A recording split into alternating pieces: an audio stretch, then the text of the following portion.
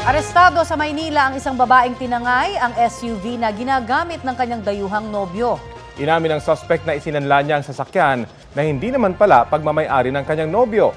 Balita hatid ni Bea Pinlac. Dire-diretso lang sa pagmamaneho ang babaeng ito palabas ng parking lot ng isang hotel sa Malate, Maynila. Gamit niya ang sasakyan ng foreigner niyang nobyo. Ang kanyang nobyo natutulog daw noon sa kwarto kung saan sila naka-check-in.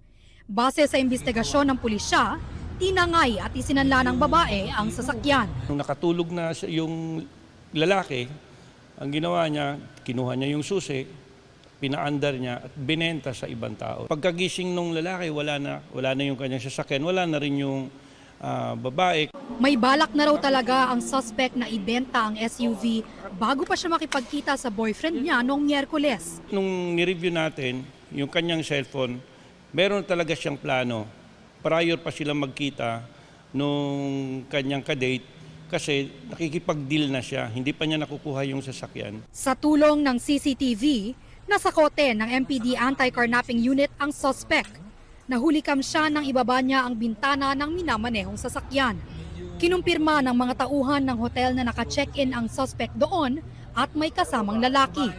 Aminado ang suspect na tinangay niya ang sasakyan at isinanla sa halagang 150,000 pesos.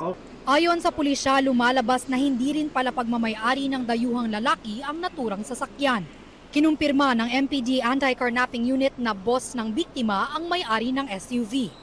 Paliwanag ng suspect, Hindi ko siya binenta. Anong ginawa mo? Sinanla.